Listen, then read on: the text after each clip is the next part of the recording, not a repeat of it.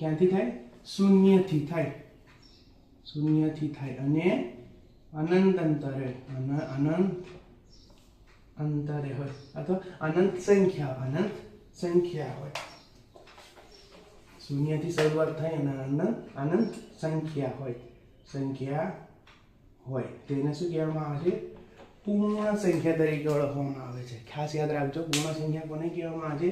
જે સંખ્યાની શરૂઆત 0, 1, 2, 3, 4 અનંત સંખ્યા જોવા મળે તેને શું કહેવામાં આવે છે? પૂર્ણ સંખ્યા તરીકે ઓળખવામાં આવે છે. પૂર્ણ સંખ્યા ખાસ યાદ રાખજો. તો પૂર્ણ સંખ્યા કોને કહેવામાં આવે છે? જે સંખ્યાની શરૂઆત 0 થી થાય અને અનંત સંખ્યા હોય તેને શું કહેવામાં આવે છે? પૂર્ણ સંખ્યા તરીકે ઓળખવામાં આવે છે. ચલો બીજી સંખ્યાની વાત કરીએ. હવે 0 ને છોડીને કયું રહ્યું? 1 રહ્યું.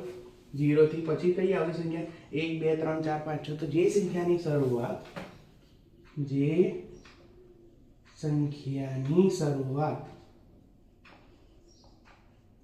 1, 2, 3, 4 અને અનંત અંતરે, મતલબ કે 1 થી શરૂ થાય અને અનંત સંખ્યા હોય તેને શું કહેવામાં આવે છે?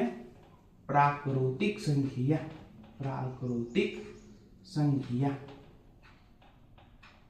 કહેવાય. રેડી? તો પૂર્ણ સંખ્યા કોને કહેવાય? જે સંખ્યાની શરૂઆત 0 થી થાય છે.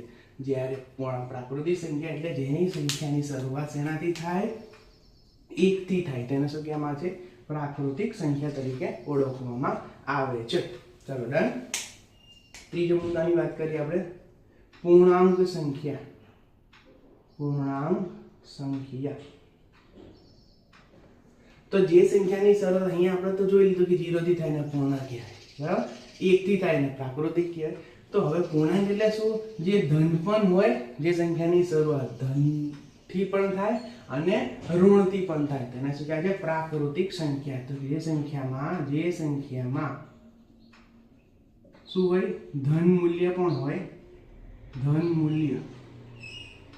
મૂલ્ય અને ઋણ મૂલ્ય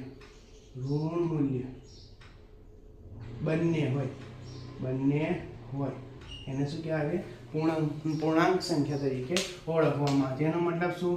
+1, +2, +3 એવી રીતે અનંત અંતરે -1, -2, -3, -7 એવી રીતે અનંત અંતરે જોવા મળે તેને શું કહેવાય છે? પૂર્ણાંક સંખ્યા તરીકે ઓળખવામાં આવે છે. હવે પૂર્ણ સંખ્યાની અંદર આપણે ઇંગ્લિશમાં તેને હોલ નંબર કહેવામાં આવે છે. શું કહેવામાં આવે છે? Hole number. ખાસ યાદ રાખજો, હોલ નંબર એટલે એને W